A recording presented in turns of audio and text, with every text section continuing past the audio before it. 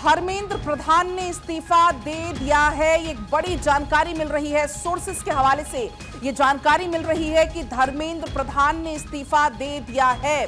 Sources के हवाले से ये खबर, क्योंकि अभी आप देख रहे हैं लगातार जो प्रदर्शन चल रहे हैं उस बीच ये बड़ी जानकारी है। इसके पहले आपने देखा कि चाहे विपक्ष हो या जो सीजेपी की तरफ से जो लगातार प्रदर्शन हो रहा है उसमें सिर्फ और सिर्फ यही मांग की जा रही थी और ये कहा जा रहा था कि आज एक बार फिर वार्ता होगी और इस वार्ता में संभवतः इस पर चर्चा की जाएगी। लेकिन अब इस बीच एक बहुत बड़ा अपडेट ये मिल रहा है, धर्मेंद्र प्रधान ने इस्तीफा दे दिया है। हालांकि पहले अटकलें ये लगाई जा रही थी कि धर्मेंद्र प्रधान इस्तीफा नहीं देंगे, लेकिन अब सोर्सेस के हवाले से ये जानकारी मिल रही है कि उन्होंने इस्तीफा दे दिया है। एक ये बड़ी जानकारी मिल रही है कि उनकी तरफ से इस्तीफा दिया गया है। सोर्सेस के हवाले से ये जानकारी सामने आ रही है। तो ये बहुत बड़ी जानकारी इस बीच ये मिल रही है धर्मेंद्र प्रधान की। और ये देखिए एक पोस्ट बाकायदा आपको हम यहां पर दिखा रहे हैं। यहां पर उनकी तरफ से जिक्र किया गया है, मेरे युवा साथियों, मैं पिछले 4 दशकों से ज्यादा समय से छात्र, शिक्षक और शिक्षा सुधार के लिए समर्पित रहा हूं। मेरा सदैव ये विश्वास रहा है कि एक सशक्त, समावेशी और दूरदर्शी शिक्षा ही एक सशक्त राष्ट्र की आधारशिला होती है। इस पोस्ट में उनकी तरफ से आगे लिखा गया है, मैं देश के युवाओं की आकांक्षाओं, भावनाओं और उनकी न्यायोचित अपेक्षाओं का गहरा सम्मान करता हूं। भारत की युवा पीढ़ी के सपनों को साकार करना हम सभी के राजनीतिक महत्व, इसका जिक्र उनकी तरफ से किया गया है। और अदिति नागर इस बीच मेरे साथ जुड़ गई हैं, पॉलिटिकल एडिटर हैं।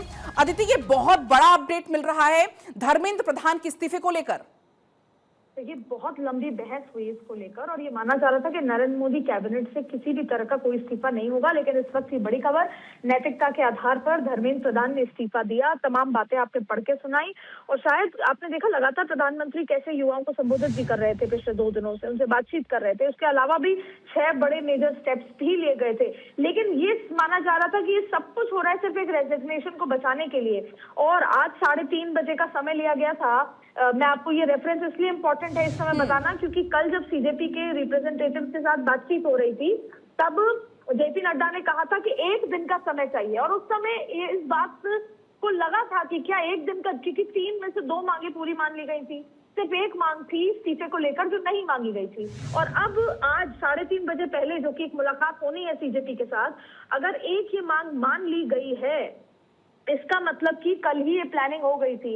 लेकिन धर्मेंद्र प्रधान का इस्तीफा जो इतने लंबे समय तक नहीं हो रहा था और माना जा रहा था कि सरकार उस ट्रैप पे नहीं आएगी जो मनमोहन सिंह के दौरान हुआ था। आपको याद होगा सबसे पहला इस्तीफा अशोक चौहान का हुआ और फिर मासिक इस्तीफे होने लग गए थे और उसके बाद मनमोहन सिंह जो उस समय के तत्कालीन प्रधानमंत्री थे उनके माथे पर करप्शन को लेकर एक बड़े सवाल खड़े होने लग गए थे और लगातार फिर इस्तीफे पे इस्तीफे होने लगे थे, आपको याद होगा।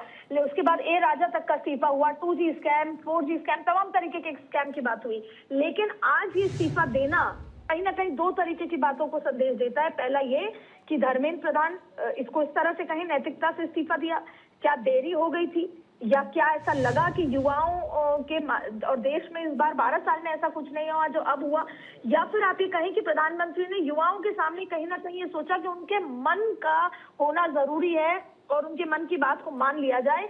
लेकिन आज के बाद ये तय है कि राहुल गांधी, प्रियंका गांधी, अखिलेश यादव और सीजेपी जो एक अभी तक पूरी रजिस्टर्ड पॉलिटिकल पार्टी है भी नहीं, वो ये कहेंगे कि इस्तीफा हमारे प्रेशर में हुआ है। क्योंकि अगर ये पहले हो जाता, इस तमाम, जैसे आपने देखा कि संसद नहीं चल पाई। इसके 3 बड़े टेक हैं। पहले तो प्रधानमंत्री ने कल लगातार बात की, अभी मेरे युवा साथी करके उन्होंने जो ट्वीट करा है धर्मेंद्र प्रधान ने, बहुत सारी बातें कही हैं और ये कहा है कि पिछले 4 दशकों से अधिक के समय से छात्र, शिक्षक और शिक्षा सुधार के लिए समर्पित रहा हूं, ये बात उन्होंने कही है। और इन सब के बाद जब ये इस्तीफा हुआ, ये इस वक्त के देश की सबसे बड़ी खबर है क्योंकि ये एक इंटरनेशनल सब्जेक्ट बन गया था।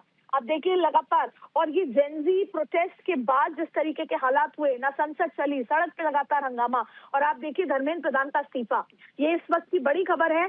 और नैतिकता के आधार पर ये इस्तीफा दे दिया।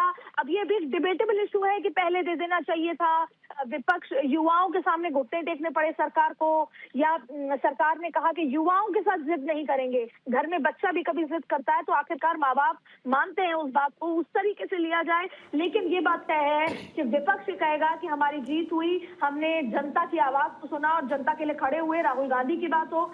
और ये बात कहीं ना कहीं सरकार को आईबी के लिहाज से मोर समझ में आ देन गई थी। एनीथिंग अदिति, अभी अब तेरे एक तरीके से ये पूरी की पूरी परसेप्शन की लड़ाई, एक नैरेटिव की लड़ाई बनती हुई नजर आएगी।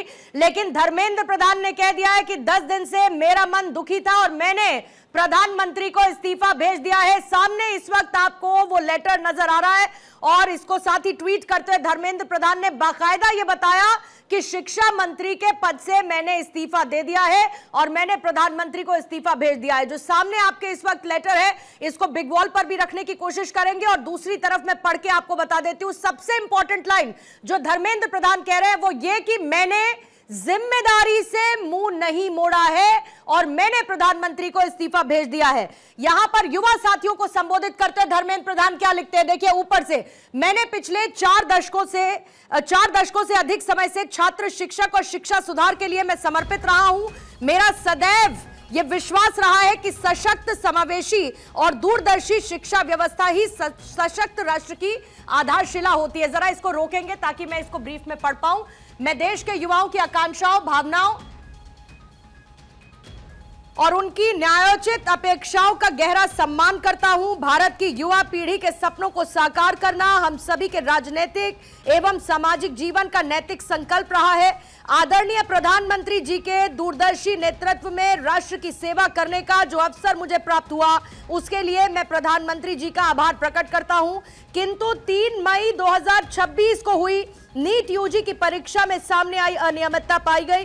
भारत सरकार ने इसको तुरंत संज्ञान में लेते हुए जांच सीबीआई को सौंपी और परीक्षा को रद्द एवं पुनः परीक्षा की तिथि घोषित की गई। इसके साथ ही अगले वर्ष से इस परीक्षा को सीबीटी यानी कि कंप्यूटर बेस्ड टेस्ट मोड में करने का निर्णय लिया गया।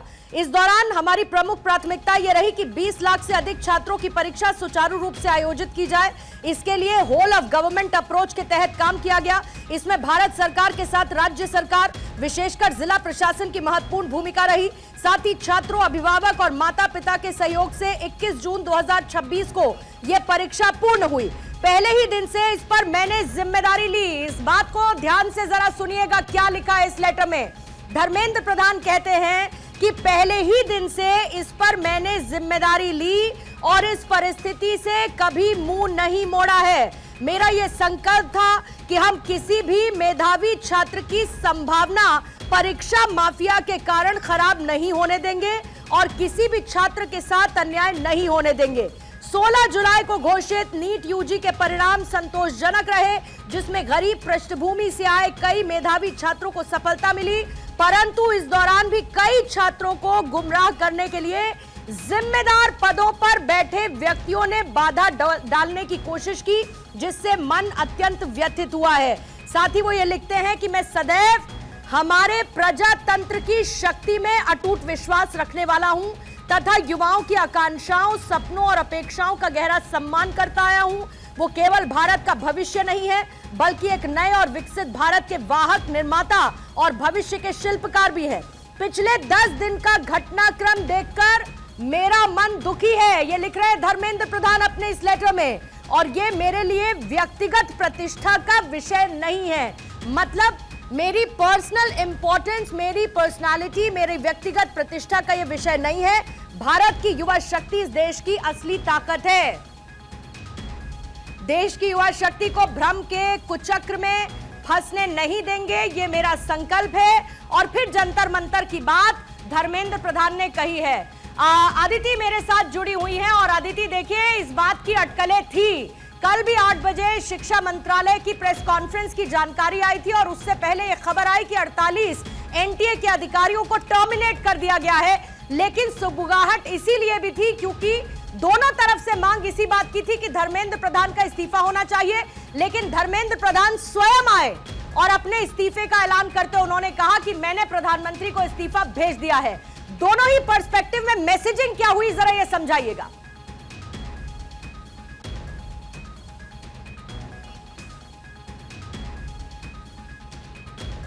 आदित्य, आप मेरे साथ हैं? तो देखिए, इसके मायने समझना बहुत जरूरी है। जब धर्मेंद्र प्रधान ये कहते हैं कि मैंने जिम्मेदारी से मुंह नहीं मोड़ा है, ये मेरी व्यक्तिगत प्रतिष्ठा का सवाल नहीं है, जंतर मंतर पर और देश में जो स्थिति बनी, इस स्थिति का राष्ट्र विरोधी ताकतें लाभ ना उठाएं, राष्ट्र विरोधी ताकतें लाभ ना उठाएं, देश की एकता बनी रहे, भारत के एक भी विद्यार्थी का भविष्य कानूनी पेचीदगियों में ना उलझे, हमारे बच्चे अपना समय पढ़ाई में लगाएं, करियर बनाने पर फोकस करें। इसी बात पर विचार करते हुए मैंने अपना त्यागपत्र माननीय प्रधानमंत्री जी को भेज दिया है।